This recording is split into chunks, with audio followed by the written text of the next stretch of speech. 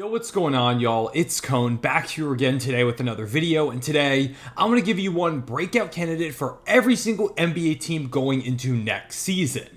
This is a video I do every year right around this time. We're about 3 months away from next year, and I think it's already a good time to go ahead and start making some predictions, looking ahead, and talking about breakout players is one of my favorite things. So I went ahead and for all 30 teams, I picked a guy that could break out, whether it's a role player that could become a rising star, a star that could become an all-star, maybe somebody who could break out into all NBA or just superstardom straight up. It's a variety of guys. It was hard to find one for some of these teams that are more established, that are trying to win now. Might not have like a young guy that could take a big jump, but I think I found a good candidate for every team. And obviously these aren't the only players that have a chance to break out. So if there's somebody for your favorite team or just anybody across the league that I don't mention in this video that you think could be a big time breakout candidate, make sure to comment them down below whether you agree or disagree with the player I picked for your favorite team. And of course, leave a like and subscribe if you do enjoy. We're going to go alphabetical order by team name, so from 76ers to Wizards. As always, there will be timestamps if you want to find a specific team. And yeah, let's go ahead and get into the list. First up, we've got Philadelphia, and for them, I went with Ricky Council IV. He played about 30 games last season, didn't play a lot of minutes, but I like the run he gave them, especially when they're dealing with some big injuries. He stepped up and played a decent role at the wing, and he had some efficient scoring outings. He scored double-digit points here and there. I like the athleticism he brought to the table.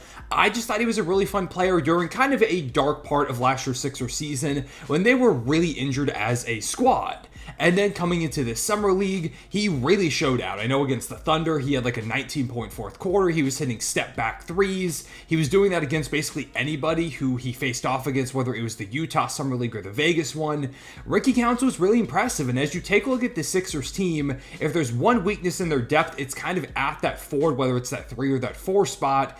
And I think Ricky Council is going to play real minutes for this squad. I think he's shown an ability to knock down shots, to give them a bit of juice off the bench. I'm just excited to see what he can bring to the table for a Sixers team that brought in a lot of older veterans. They need a young guy to go ahead and give them some energy, and I think Ricky Council can be that shot of energy coming off the bench for this team. I hope Nick Nurse gives him actual play time, because if they do, I think he can be somebody that really surprises opposing Eastern Conference contenders throughout this season for Philadelphia. Speaking of Eastern Conference potential contenders for the Bucks, I went with Gary Trent Jr. Now, his numbers aren't going to reach the peak numbers that he's shown earlier in his career, like he averaged around 18 points per game in 2022, but I think on the Bucks, he could have the biggest impact on winning we've ever seen from him. He obviously didn't have a big market out there. He ends up signing a pretty minimal contract to join the Bucks, but he's going to get a lot of really good looks. He shot really well from 3 this past season, shooting around 39%, playing off of Damian Lillard, Giannis Antetokounmpo, Chris Middleton, Brook Lopez, Bobby Portis. He's going to get a lot of really good looks from 3. He's not going to be one of the guys that defenses are really worried about as much. I think in terms of his overall impact, this could be a big season for Gary Trent Jr., especially when you think about him rehabilitating some of his value in the overall NBA landscape, because again, there wasn't that big of a market for him. I think this is a big year for Gary Trent, one where he's going to show out and showcase that he can still be a really high-level contributor in this league, especially for somebody who's still relatively young. It feels like he's older than he is, but he's just in his mid-20s. Next up for the Chicago Bulls, I went with Patrick Williams. I feel like I've picked him the past few years, but this has to be the season in my eyes. They gave him a contract. A lot of people are saying it's an overpay, but I'm a believer that Patrick Williams will finally have the breakout season we've been waiting for this year. And a part of that is that DeMar DeRozan is now gone, which leaves a lot of scoring just kind of left out into the open for somebody to pick up in the front court. And I think Patrick Williams is going to be that guy. Plus, there are a lot of guards on this team and not as many guys at that forward spot. Like, you think about Josh Giddey, who they traded for. They, of course, have Kobe White, who is in MIP talks. They've got Ayo Dosunmu. Lonzo Ball hopefully is going to be coming back and playing at a pretty solid level coming into this season, keeping my fingers crossed there. They've got a lot of guards, a number of guys, especially with like Giddey and Lonzo, who are a bit more facilitating rather than scoring, so Patrick Williams could be getting set up more.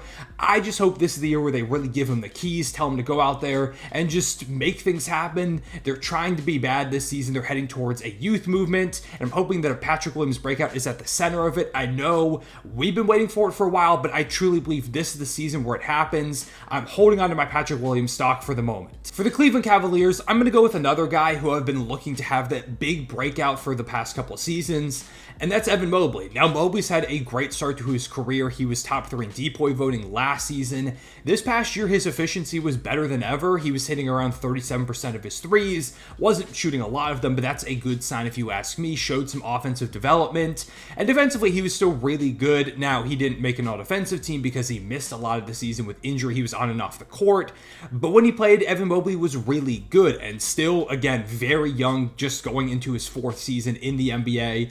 I think we see a big year from Evan Mobley. He takes a bit of a jump offensively. The defensive impact is always going to be there. We'll see if they end up trading Jared Allen at some point and letting him be the full-time 5. I think that might be the key to really unlocking his game fully, but I'm still a believer that Evan Mobley has a good shot at being an all-star this season. I think he will end up being so. He'll once again provide that elite defensive impact, take a bit of an offensive jump, and this will be the year that the Cavaliers look a bit scarier than ever because Evan Mobley starts to realize the version of himself that I expect he'll eventually become as one of his biggest believers. Next up, we've got the reigning champion Boston Celtics, and this is one of the hardest teams to pick somebody for because like their rotation is basically the exact same. Maybe it's like Peyton Pritchard, but they've got a lot of guards over there. I'm going to go Xavier Tillman. I don't think the numbers are going to be anything crazy, but with Kristaps Porzingis supposed to miss the first couple seasons, at least with injury, I wouldn't be surprised if they held him out a bit longer because they're going to be really good regardless. Xavier Tillman, I think, is going to be one of those guys that steps up in the front court, has a really good first few months, and then I don't know how many rotational minutes he gets towards the back half of the season when KP is back and fully in the lineup. But during those moments, I think Xavier Tillman's going to step up, be really solid defensively, and kind of just give them some grit, some toughness that they're going to need in the front court with, again, KP out, plus Al Horford getting up there in age. They need somebody to contribute. I'm going to say Xavier Tillman has a good start to the season. Again, when they get healthy, who knows? But for the Celtics team with how stacked they are, I think this is the closest thing we could get to a breakout of sorts. Next up, we've got the Clippers, and for them, I think I'm going to go with Chris Dunn, who I'm shocked to learn here is 30 years old. He does not feel like he should be that old, but he is. And after bouncing around the league for a while, it feels like he's kind of realized a role in the NBA as that lockdown defensive guard who isn't going to do a lot in terms of scoring, but can do some solid playmaking. And again, is just going to give you that great defense. Last season, he hit 37% of his threes, which is also great. I'm excited to see what Chris Dunn can do over here in LA coming into the season where they are going to need guys to contribute. They lost Paul George. It's a team that a lot of people are expecting to take a big step back. I think if they maintain, Chris Dunn will be a part of that. If they lock into that defensive identity, if he's knocking down his shots, I could see him starting some games, especially if they deal with injury, which seems likely when you take a look at the roster that they have. I just think this could be a big season for him kind of establishing himself as a player that's going to stick in the league for the next few seasons. Again, he is 30, so I don't know how long that lasts, but ultimately, I'm just happy Chris Dunn seems to have found a role, and I do think this could end up being the biggest season of his career, really ever since his first 2 seasons when he was a top 5 draft pick. Next up for the Grizzlies, I went with Gigi Jackson. This is going to be a pretty obvious pick, I would imagine. He was one of the few bright spots for them last season when they dealt with all those injuries, put up around 14 points per game. Efficiency wasn't the best, although the 3-point shot, 35% was pretty good on 6 attempts per game. That's something they're going to need. This is a team that's going to need a bit of an offensive punch. They're going to need guys that can come in and contribute off the bench, and I think Gigi Jackson is going to be that guy. Now, he could end up starting, but when you've got John Morant, Desmond Bane, Marcus Smart, those 3 guys, feel like they probably will. Maybe Vince Williams goes in there and starts. I think Gigi Jackson's just going to be that spark plug, and hey, maybe he comes in and gives them some 6th man of the year buzz. Maybe he just comes in, even though his numbers drop a little bit because John Morant, Desmond Bane, and Jaren Jackson are taking up a lot more shots this season. I think the efficiency could go up. I think he could just have an overall better impact on winning and kind of be that X factor. If the Grizzlies are going to get back towards the top of the conference, they need a guy like Gigi Jackson to really pan out this season, and I'm a believer that he's going to go ahead and do so. Next up, we've got the Atlanta Hawks, and I went with Dyson Daniels. Of course, came over in the DeJounte Murray deal, sending him to New Orleans. And he's a top 10 pick, was a couple of years ago, a guy that hasn't gotten a ton of opportunity because the Pelicans have had a lot of great guard talent. now's a chance for him to go out there and shine. I expect him to start next to Trae Young. If he isn't at the beginning, I think he will at some point quickly.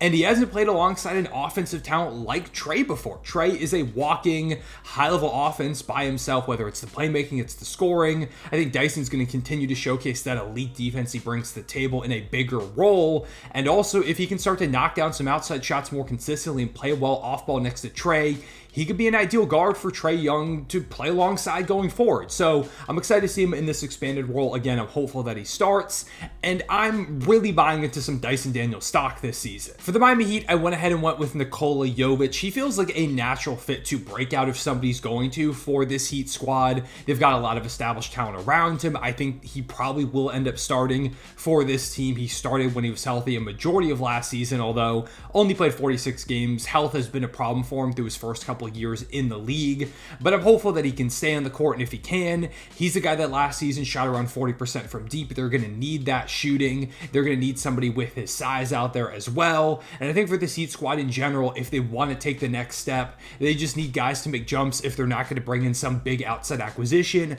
I think Nikola Jovic is a guy that can definitely do so, especially playing alongside Bam Adebayo, who I think is going to be on a mission this upcoming season. I think this year is going to be a really big one for him. For the Hornets, I'm going to go with Brandon Miller. It's not exactly a bold take because he was just top 3 in Rookie of the Year voting and had a great debut campaign, but I don't think people are talking enough about just how good he can be in year 2. He was really fun to watch as a shot creator, as a shot maker in his rookie season. Had a game where he hit over 40 points. The efficiency was pretty good for a rookie wing who's being asked to do a lot of the lead scoring with not a ton of talent around him, especially after the deadline with LaMelo being injured and they got rid of Gordon Hayward and they traded away Terry Rozier.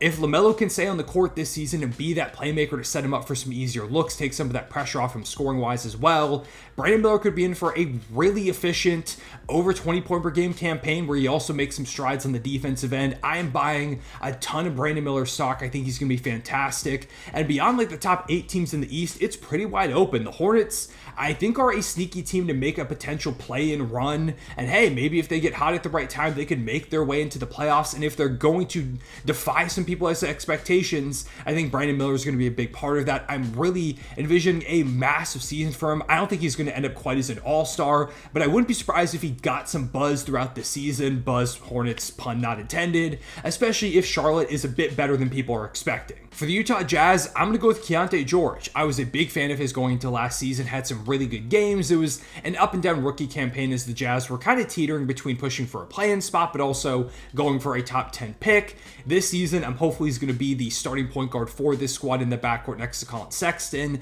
He's got some talent alongside him as well with Lauri Markkanen out there. Excited to see what Taylor Hendricks could do. Of course, they've got like Walker Kessler out there. They've got Cody Williams, who's just a top 10 pick. I wouldn't be surprised if they move Jordan Clarkson at some point, whether it's in this offseason or at some point during the year next year, which will open up more opportunity. I just think Keontae is going to have the ball in his hands a lot. He's going to be a featured part of this team. And as they probably flip a bit more towards a rebuild, if I had to guess, I think he's going to be someone that's prioritized, and I'm really excited to see what he can do in year 2, especially after having some ridiculous outings in Summer League this season. For the Sacramento Kings, I think the pretty obvious guy to go with here is Keegan Murray. He's kind of the player they're banking on internally to turn them from a pretty fun team out there in the Western Conference playoff picture into a potential actual contender. I've seen some people say they're hopefully he can eventually turn into like a Mikal Bridges type guy. I'm not sure if I'm quite expecting that yet from Keegan Murray, but I do think this could be a great season for him. Better efficiency with more scoring options around him. Of course, still having Fox and Sabonis, but now DeMar DeRozan is in town. He's going to get better looks. The defense was really solid last season, I think better than people realized. Keegan Murray is slowly but steadily becoming a really good two-way wing in this league, the exact type of player the Kings need. And hey, I think this season could be a big one for his development, and if he does take a massive jump, the Kings could be way scarier than expected. For the New York Knicks, I'm going to go with Mitchell Robinson. He was putting together a pretty nice year last season before the injury that ultimately caused him to miss a majority of the year, but when he was playing, he was a great defensive anchor. He was showing a ton of value. And now that Isaiah Hartenstein is gone, they need him more than ever. He is firmly the starting center. Behind him is just Jericho Sims. they need him to be big. They need him to also stay on the court, which it remains to be seen if he can. But I'm a big believer that Mitchell Robinson can be an impactful player for this team, whether he's out there catching lobs, being a menace on the offensive glass, being a really solid rim protector. I wouldn't be surprised if he got some potential all-defensive hype this season, because the Knicks, when you take a look at their personnel between OG Anunoby and Mikal Bridges and Mitchell Robinson, this is a team that feels like they could be one of the better defenses in the league. I'm really excited to see what he brings to the table. Again, they're going to be relying on him a ton with a lack of center depth, and I think he's up for the challenge if his health permits. For the Lakers, I'm going to go with Max Christie. He projects to be one of the first guards off the bench for this team. They're lacking a little bit in that wing depth, and he's a player that is still really young. He was just 20 years old last season, played in 67 games out of the 82, shot decently from three. I don't expect him to be this massive contributor, but I do think he could break out into a really solid rotation guy, be a solid defender that can knock down some open shots playing off of LeBron and Anthony Davis.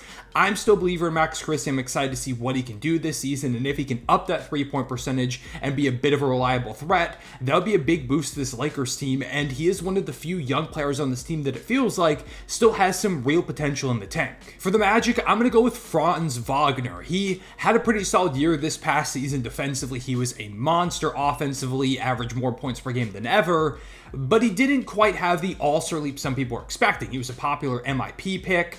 Instead, really the big issue was the three-point shot was not there this past season. I don't think it's going to be anywhere near as bad this year. I think it's going to have a big bounce back. The efficiency is going to be better. Still going to be that big threat on the defensive end, that great connector offensively overall with his cutting, his great finishing around the rim. And if that outside shot does come along, Franz Wagner is going to be one of the more well-rounded wing players in the entire league. I'm a big believer in his game, and I think this upcoming season, if the Magic are again up there in the thick of the upper echelon Eastern Conference playoff race, like I think they can be, especially after adding KCP. I think Paolo can take a jump.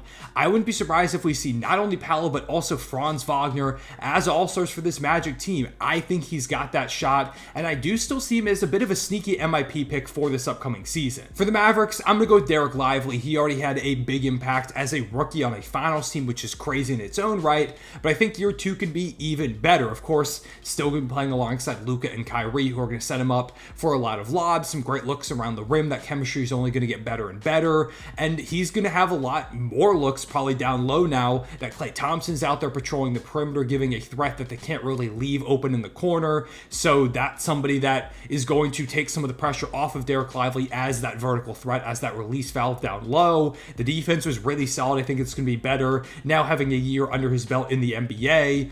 I'm really excited to see what Lively can do. Maybe he'll start shooting threes like he did in that one game in the NBA Finals. I think it was game 4. I'm excited to see what year 2 has in store for him. If I'm the Mavericks, I'm starting him from day 1 and putting Gafford on the bench, because Lively is just the more impactful big, and his upside is a big swing factor for the Mavericks if they eventually want to get over the hump and actually win the title. For the Brooklyn Nets, I'm going to go with Noah Clowney. They're heading towards this youth movement. They trade Mikal Bridges. I think Clowney is even a bigger threat to break out if they end up dealing Dorian Finney-Smith and Cam Johnson, and I hope they do, because Clowney is a player that I'm really excited about. He's only 20 years old, had a really solid under-the-radar season for Brooklyn this past year as a 6'10 guy that has a lot of athleticism, that can shoot the 3-ball, and the form looks really good. He projects as someone that could play alongside Nick Claxton in that front court.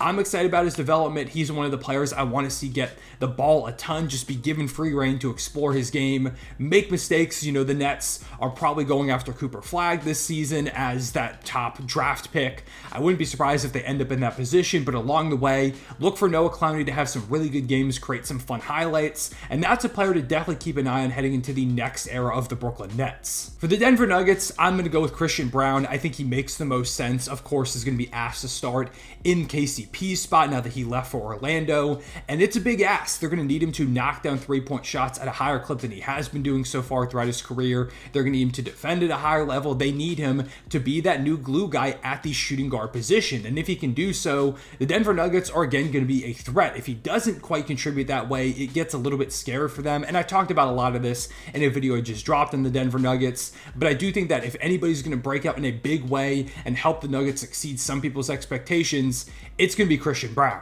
For the Pacers, I'm going to go with Andrew Nembhard. He was kind of already a breakout star of the playoffs this past year, but coming into the season, I expect him to build on it. He's got an extension now, which, shout out to him, I think it was great value for the Pacers to get him on that contract. His playmaking really popped this past season. Not a lot of turnovers. The three-point shot was amazing throughout the playoffs. They need that to continue. And if that efficiency can remain, if he can be that really solid playmaking guy that doesn't turn the ball over a ton, playing alongside Tyrese Haliburton, providing some defense in that backcourt, I think this Pacers team could be way better than people are expecting. They could have a shot to again get back to the Eastern Conference Finals and keep up having that historically great offense. I'm really excited to see what Andrew Nembhard does in year 3. It's crazy that he's already 25 years old, but he's starting to hit the part of his career where most players hit their prime, and I think a big jump could be in store for Andrew Nembhard. For the New Orleans Pelicans, I'm going to go with Trey Murphy. I'm pretty sure I picked him to do this last season to be their big breakout player, and his points per game went up, but the efficiency was a bit down. A lot of that is because he started the season injured, and it took him some time to really get into a rhythm, but this year going into it, now having another talented playmaker with DeJounte Murray in town,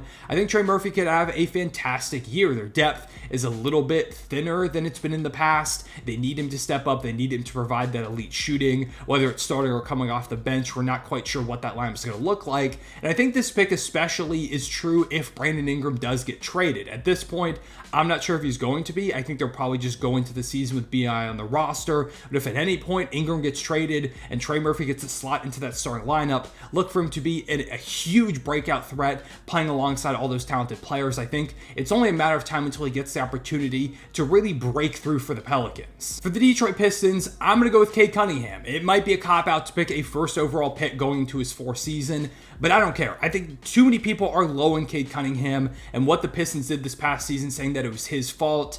It really wasn't. Cade was the lone, or one of the few lone bright spots for Detroit this past season, and I think he's going to have a big year. He's going to average around 25 points per game. The efficiency is going to go up. The playmaking is going to continue to be really solid, especially now that he's got another threat with Tobias Harris in town. It's a team that I'm hoping gets some jumps from like a Jaden Ivey and a Sar Thompson, Ron Holland, Jalen Duren. Like, they've got some talented players. They just need guys to put it together. I think Cade Cunningham is going to be an X factor, a catalyst for them being a much better team this season. I'm a believer in Cade. I still think he's got the potential to be a franchise guy, even if he's maybe a bit more of a number 2. He is still a franchise cornerstone for the Pistons. He's going to have a great season. I'm not giving up on him. I think there are way too many people who are low and blaming what happened to Detroit last season on Cade. Was not his fault, and this year he's going to prove a lot of people wrong. For the Raptors, I'm going to go with Emmanuel Quickley. He had a bit of a mini breakout last season after he got traded over to the Raptors, averaged 18.6 points per game for the team, just under 7 assists with less than 2 turnovers. That's a really solid assist to turnover ratio. The three-point shot was still really good, right under 40%. I think Quickley's in for a monster year. He's going to average right around 20 points per game. You're going to see some really solid playmaking for him. This is a spot where he can really burst through and showcase that he was more than he showed as that 6th man for the New York Knicks. I don't know if the Raptors are a playing team. It remains to be seen what the rest of the talent does, but I'm a big believer in Emmanuel Quickley having a monster year going into his age 25 season in 2024-2025. Next up for the Houston Rockets, I'm going to go with Amen Thompson. Amen showed a ton last year as a rookie. Of course, the efficiency was rough. He is not a great three-point shooter at all yet, but he's a world-class athlete. The playmaking is there. The defense was there from day one. I think coming into year 2, if the Rockets are going to try and force their way into a play-in or a playoff spot, he's going to have to be a big part of that. I think he will be. I think he might force himself to start at some point during the season because he's going to be just too good.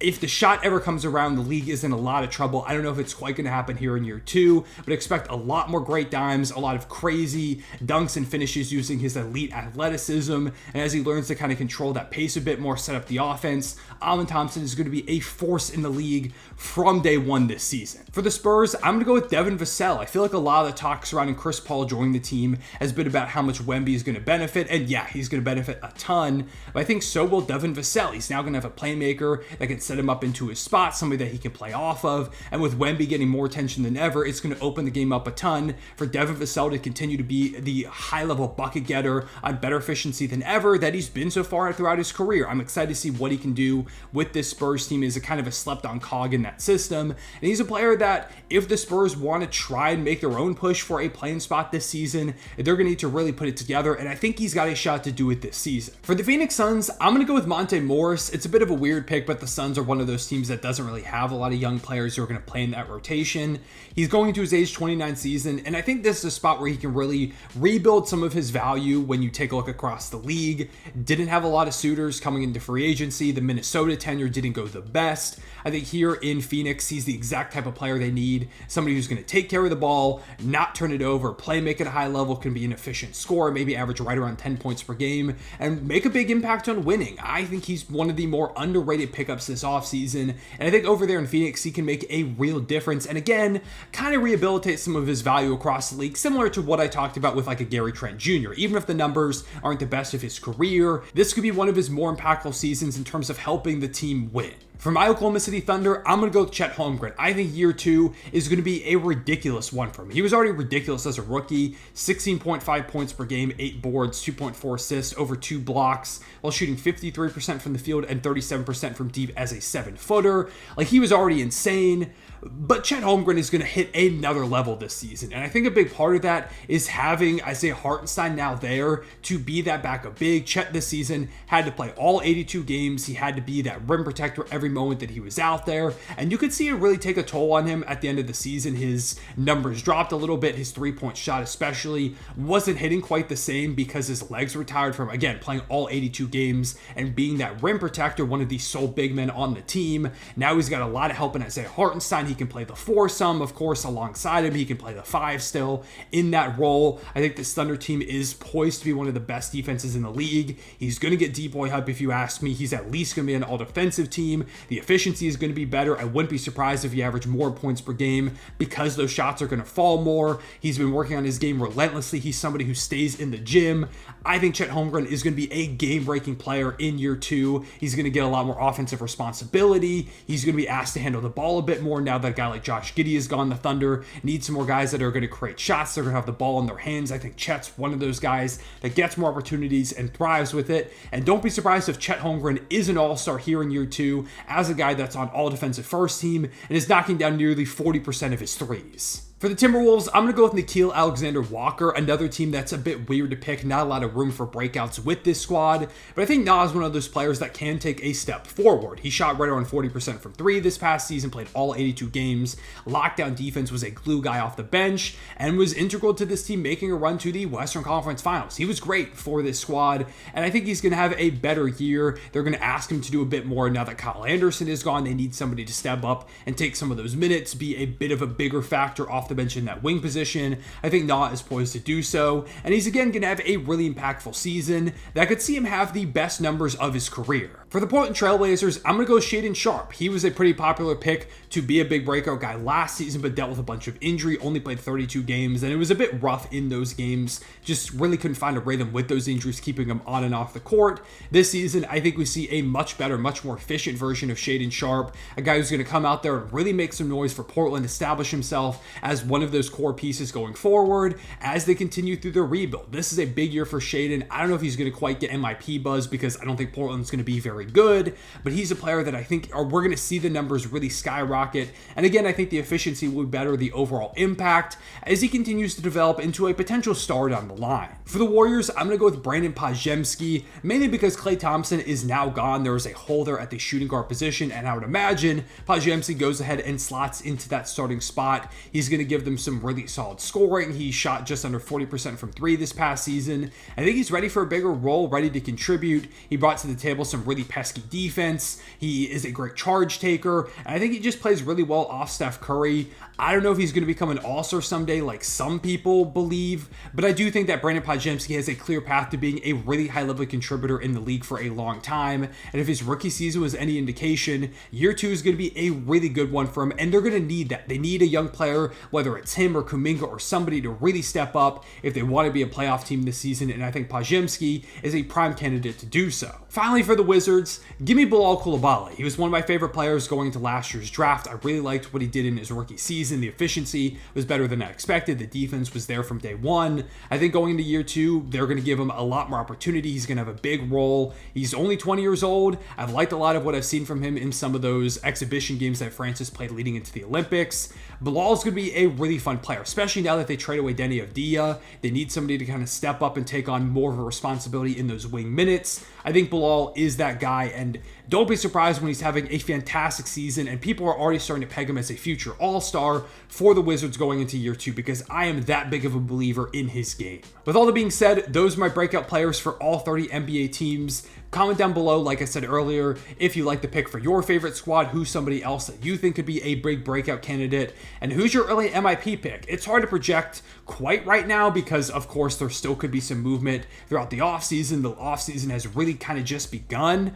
But for the moment, if you had to pick somebody, who would be your MIP pick and why? Who's on your radar in that race? And yeah, like I said earlier, leave a like and subscribe if you enjoyed. Hit the notification bell so you don't miss out on future videos. I promise videos are going to be getting back to the bit more regular pace sooner than later. I've really been going through it. I had the flu, like I mentioned, with Vegas, and then that led into me getting bronchitis. So I've been really struggling to talk for lengthy periods of time. It's a miracle I got through recording this video. I've been doing my best, but I really appreciate y'all sticking with me and supporting the videos that have been going up in the meantime. Like I said, the frequency will hopefully be ramping up here. I want to cover the Olympics. Of course, I want to do some individual team breakdown videos, more of these every team videos, predictions, historic stuff. If you want to see me cover anything from the past, like a specific player or a team or whatever, go ahead and comment down below. I really enjoy making those videos in the off season. But yeah, for right now, I appreciate you watching. I will see y'all later. Real one, say it back.